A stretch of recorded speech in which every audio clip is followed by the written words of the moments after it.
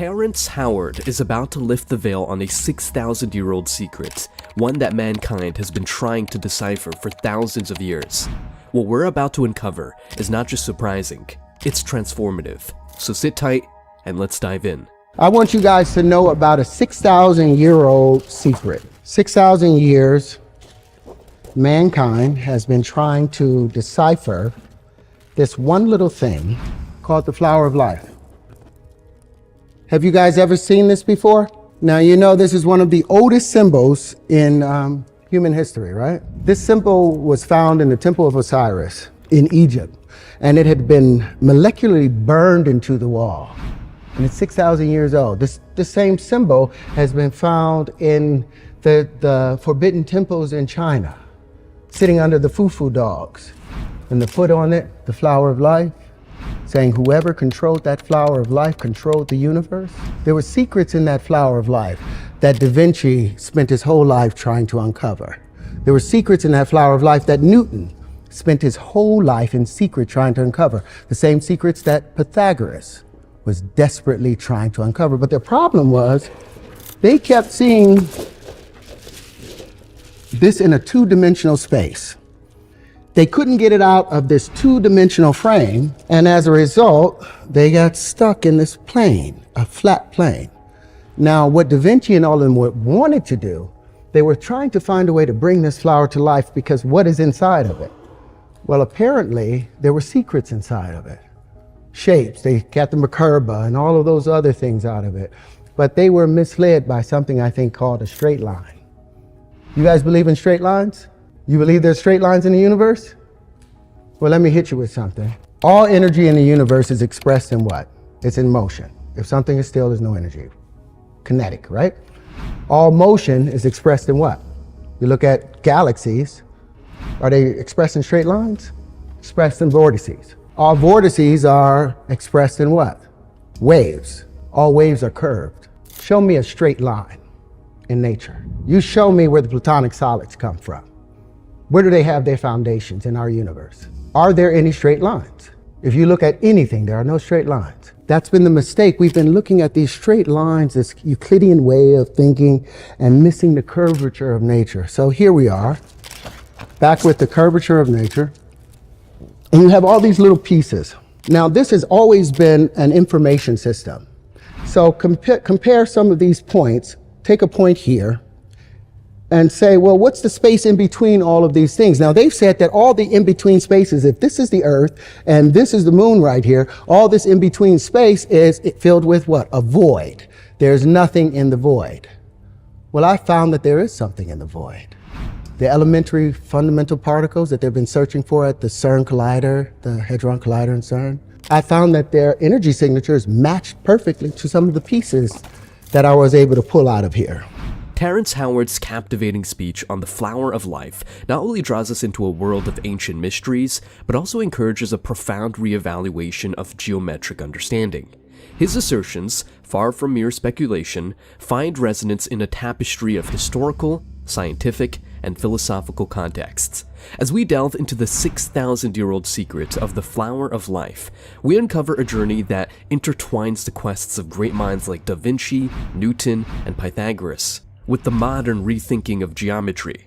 The flower of life, an intricate symbol composed of multiple evenly spaced, overlapping circles, is more than just a mesmerizing design. It's a portal into the ancient understanding of the universe. Its presence in the Temple of Osiris in Egypt and in hidden temples under the watchful eyes of fu dogs in China signals a universal reverence. This symbol, believed to represent the fundamental forms of space and time, is a visual expression of the connections life weaves through all sentient beings, hinting at the underlying unity of the cosmos. Terrence Howard's admiration for the symbol is not an isolated phenomenon. History tells us of great minds who also pondered over its significance. Leonardo da Vinci, a polymath of the Renaissance era, is known for his extensive studies of the flower of life. Da Vinci's sketches reveal his fascination with its geometric perfection and potential to unlock the secrets of the universe. Similarly, Sir Isaac Newton, in his quest to understand gravitational force and the mechanics of the cosmos, delved into ancient knowledge and symbols, including the flower of life. It suggested that Newton's famed discovery of gravity was part of a larger pursuit to decipher the cosmic puzzle embedded in ancient symbols. Pythagoras, the Greek mathematician, also journeyed through these mystical realms, using geometric principles to understand the harmonies of music and the structure of the universe. But what Howard brilliantly highlights is the limitation these great minds faced, their confinement within two-dimensional perspectives. Despite their genius, they grappled with the symbol's profundity, unable to fully transcend its planar representation. This is where Howard's critique of traditional Euclidean geometry opens a new avenue of understanding. Euclidean geometry, the bedrock of much of our mathematical and scientific understanding, focuses on flat, two-dimensional planes. However, the universe, as Howard eloquently points out, isn't confined to flatness. It's a dance of curves, waves, and multidimensional forms. The flower of life thus becomes a gateway to understanding the curvature of nature. When we look at the spirals of galaxies or the intricate patterns of a nautilus shell, we see not straight lines, but curves. This realization has profound implications. It suggests that the universe operates not just in the realms of the flat and linear, but in dimensions that our ancestors possibly tried to communicate through symbols like the flower of life. Howard's speech resonates with the modern scientific understanding of the universe. The curved space-time continuum, a fundamental concept in Einstein's theory of relativity, echoes this ancient wisdom. The curvature of space and time around massive objects like stars and galaxies isn't just theoretical, it's observable. The warping of light around massive objects, known as gravitational lensing, is a testament to the universe's curved nature. Furthermore, Howard's insights find parallels in the realm of quantum physics. The elusive nature of elementary particles, their existence in probabilities rather than definite positions, aligns with the idea of a universe beyond straight lines and predictable paths. This is where Howard's theory about finding something in the void becomes particularly intriguing. The void, often thought of as empty space, could be teeming with these fundamental particles, invisible threads weaving the fabric of the universe. The flower of life, therefore, is not just an ancient symbol, but a representation of the universe's deepest secrets. The 6,000-year-old secret isn't just about a geometric pattern, it's about the very nature of reality itself. It's a symbol that has transcended millennia, bridging the gap between ancient wisdom and modern scientific understanding. I've spent 45 years searching these things out and trying to figure out what the universe really, how it really worked. And we've come to find that the universe, they are abandoning the standard model, the ideas of black holes and dark matter, for an electric model of the universe. There's tons of paperwork of Da Vinci working on the flower of life and trying to unravel it. But every single existence, every single example, you see him making straight lines and trying to make these straight lines bend in, and therefore he was never able to open it up because all the universe is curved, all space is curved. And as a result, what I was doing in trying to find these straight lines, I abandoned the idea of the straight line.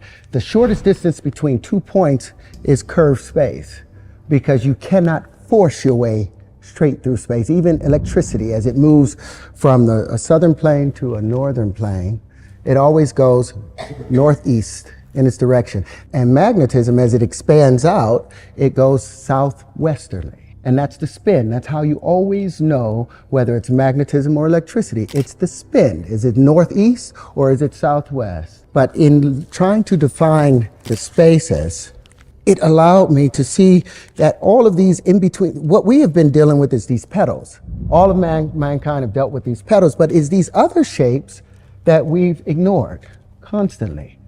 Well, those other shapes were the in-between spaces. They were the things that filled up the vacuum of space. And all these particles that I have, I think are the full proof of that. And it is also the full proof of the wave particle argument. Building on Terrence Howard's profound insights about energy and motion, we embark on a journey to unravel the universe's hidden language, a language articulated not in straight lines, but in dynamic patterns and ceaseless movement.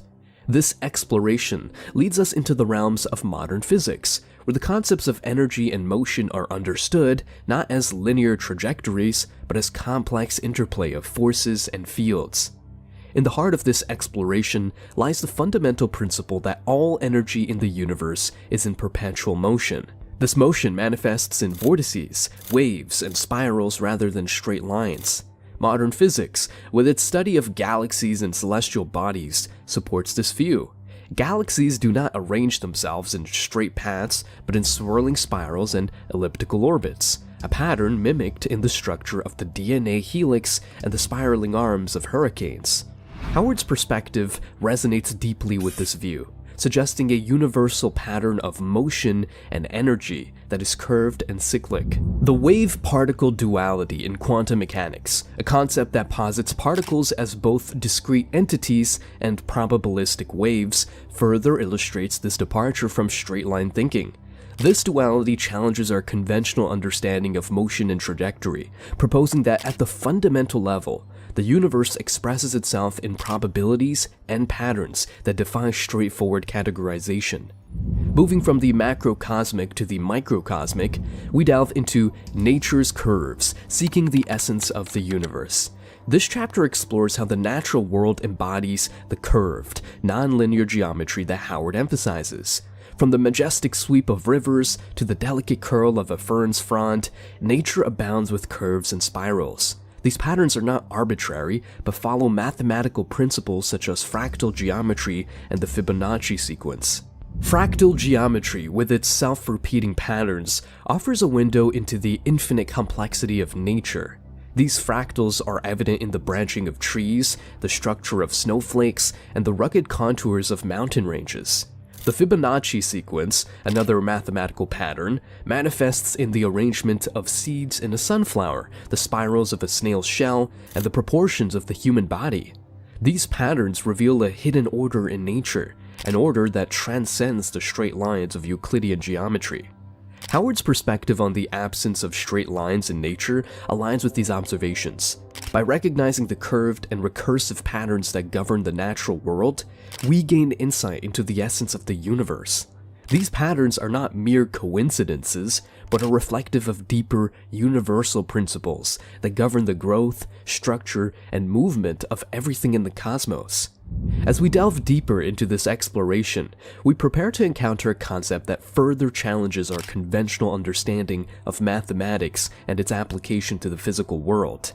Terrence Howard, in his insightful speech, introduces us to a fascinating aspect of this hidden order, the concept of mathematical loops. This intriguing idea, exemplified by the looping behavior of the square root of 2, reveals an unexpected and seemingly paradoxical nature of mathematical operations. But all of these wave conjugations, all of these states of matter, all of these things, it's time for that to be changed now. We have changed all of our buildings to be aerodynamic. Our airplanes are no longer based on a two-dimensional Euclidean way of life. But our math is still based on a two-dimensional way. And I think in order for us to reach the future, we have to examine that. Do you guys know about loops in math? Do you believe in loops? Do you know the square root of 2? Do you think that's a loop? Do you believe that the square root of 2 is the square root of 2? I want y'all to take out your phone for a minute then. We're gonna do one thing. Put it on the calculator and turn it to the side so you can get all the long numbers out of it. Now I want you to put in 2 and square root it. 2, hit the square root, you'll get 1.414213562373095 ... right? Now I want you guys to do me a favor, cube it. It'll see right over there, it'll be x to the 3. It'll see 2.828427121746190. Now that makes sense. I want you guys to do me a favor, divide it by 2, get that number? Cube it again, divide it by 2, cube it again, and I want you to do that until the end of your lives. And that number will still come up with 2.828427121746190.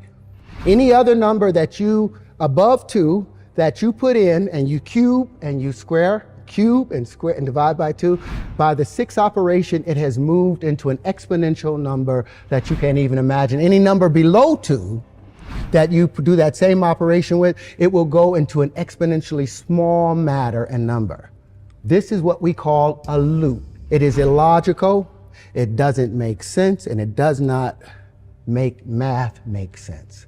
So these are some things that I'm bringing to the fore and that I would like to question. I would like to audit the math, the world of mathematics, and I would like to audit how we view the platonic solids, because I think the new wave conjugations will tell a better story of how our world works. Terrence Howard's speech takes an intriguing turn as he delves into the concept of mathematical loops, challenging our conventional understanding of mathematics and its application to the physical world. His example using the square root of 2 not only captivates, but also invites us to reconsider the foundational principles of mathematics that we often take for granted. Howard's call to audit the math is more than a mere suggestion. It's an invitation to embark on a journey of discovery and reevaluation of the very fabric of mathematical understanding. In his example, Howard demonstrates a fascinating loop with the square root of 2. By continuously cubing and dividing the result by 2, we arrive at a constant value, 2.828427174619. This phenomenon, as Howard points out, defies our expectations of mathematical operations, where we anticipate a change or progression rather than a loop. This loop is not just a numerical curiosity, it represents a deeper, perhaps fundamental, aspect of mathematical reality that has been overlooked or misunderstood in traditional Euclidean mathematics. Howard's exploration into these loops hints at a larger, more profound implication, that our understanding of mathematics and its relationship to the physical world might be limited or even flawed. He suggests that just as we have adapted our buildings and airplanes to be more aerodynamic, moving away from two-dimensional designs, it might be time for our mathematics to evolve as well. This evolution would mean embracing concepts that might seem illogical or counterintuitive, such as these mathematical loops, and integrating them into our understanding of the universe. The significance of Howard's call to reevaluate the platonic solids and their role in understanding the universe cannot be overstated. The platonic solids, the tetrahedron, cube, octahedron, dodecahedron, and icosahedron, have been central to classical geometry and philosophy, symbolizing the elements of fire, earth, air, water, and the cosmos. However, Howard suggests that there might be more to these shapes than meets the eye, especially when viewed through the lens of wave conjugations and mathematical loops. This perspective aligns with the emerging field of quantum geometry, where the traditional rules of Euclidean geometry give way to a more dynamic and complex understanding of shapes and structures at the quantum level.